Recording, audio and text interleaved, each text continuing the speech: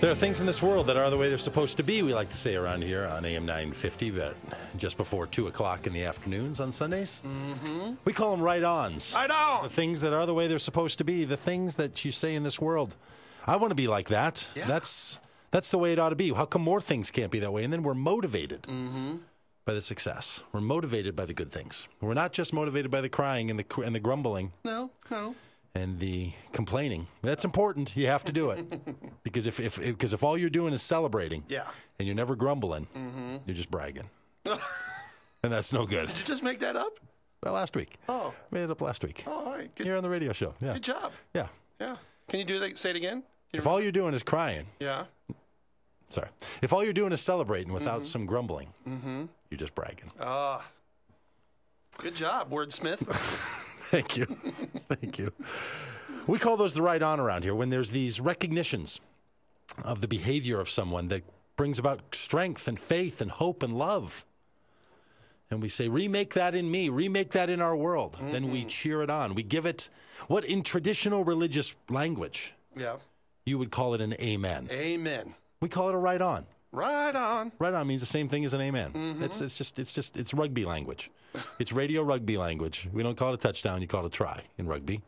You don't call it a right. We don't call it an amen around here. We call it a right on. There are these things that make you say, that's the way it ought to be. And that's the way I like it. Right on. When I was in second grade on the 17th of September, I went out with my friend David, and we went to the backyard of his neighbor. Oh. And we were chasing squirrels, gray, bushy-tailed squirrels. Chased them up the tree, climbed the tree. We were quite the climbers as second graders, as a lot of second graders are. We were nimble. We weren't afraid. We were Batman and Robin in our own minds. Yeah. And we were climbing this tree, chasing this squirrel, and we got somewhere up to the top. And I had a stick in my hand, I recall. And I think gotten off the tree. I don't think I climbed. I think I got it in my hand or had a twig maybe connected to the tree. And I was trying to swing at this squirrel.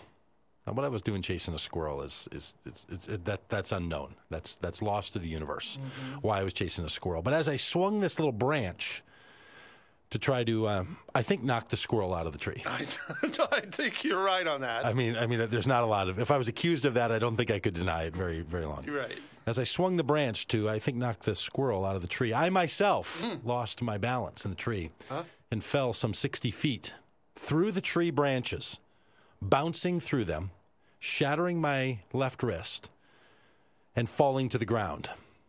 And with cat-like reflexes, landed on my feet, at least my right foot. Had I landed on my back, had I landed on my neck, had I landed on my shoulder, had I landed on my stomach, that probably would have been it. But no, I landed on my feet, shattered my right femur, passed out from the pain.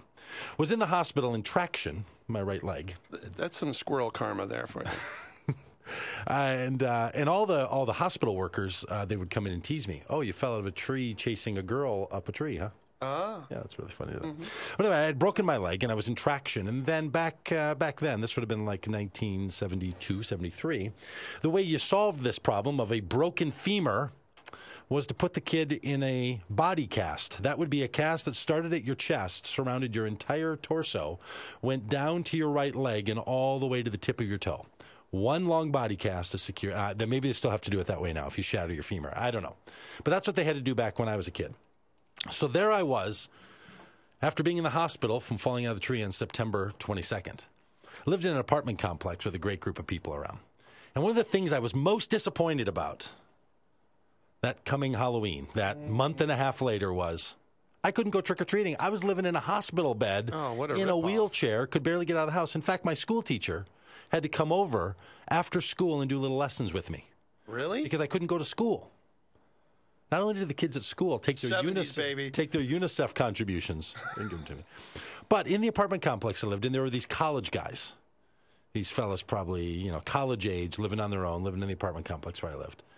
And you know what they did? These guys? They took a Polaroid snapshot of me sitting there in my body cast in the hospital bed in my apartment. And they went around with a grocery bag and trick-or-treated for me. No way. Yeah. Held the picture up, said, we're here for this kid, can't go trick-or-treating. I have no idea this is going on. I'm just disappointed as can be. And that night, late Halloween night, Knock on the door. I think it's going to be more kids trick-or-treating. No, you know what it is? It's these young guys. Now, now I say them young guys. Yeah. These older guys. These college guys. Bags full of candy. Wow. Right on to those guys, huh? So every Halloween, I remember two things. Those guys trick-or-treating on behalf of a little kid who's stuck in his apartment complex with a body cast on. Right on for those guys, huh? So somewhere in this world, there are people doing stuff like that. Yeah. Taking it up for a little 8-year-old, you know? Mm-hmm. Walking around and saying the kid can't do it on its own. We're going to go out and do it for you. You know what else I remember 3 years later? What's that? When a college kid stole my bag from me when I was trick-or-treating. I'm not kidding. Trick-or-treating had a suit, had a pillowcase full. We were on the last corner, round in the corner on Yosemite Circle, coming home. Comes shooting out of the bush. I knew who he was. The kid lived up there. Stole my bag. No wonder you hate Halloween. Empty-handed.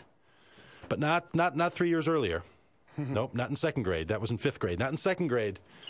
Second grade, these guys rose to the challenge. They went out and they did that thing for that nice kid. And I just think every Halloween, when I see people going around trick-or-treating, somewhere there's somebody who's doing the right thing for some little kid. Mm-hmm. And they get the right on. So somewhere in your world, you might be the person who does that right thing. You might be the person who's thinking about that little 8-year-old who wants to, doesn't want to miss out on, when you're an 8-year-old kid, this is the holiday of them all. Oh, yeah. I'm sure some old curmudgeon on a radio show wants you to only keep Halloween to one day a week. Mm-hmm. But not when you're that age. You are thinking, this is glory be. Yeah. And here are these college guys, instead of going out and doing whatever fun they could do, they thought, you know what we're going to do? We're going to take up a little collection for this kid and give him more candy than he's ever gotten in his life. Right on. Yeah, fantastic. I got so fat they had to cut me out of my body cast. Did you really?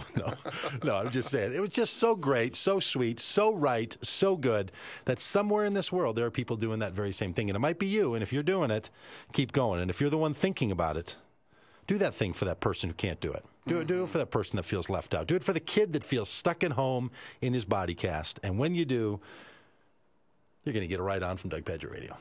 Because sometimes we have to complain. Sometimes.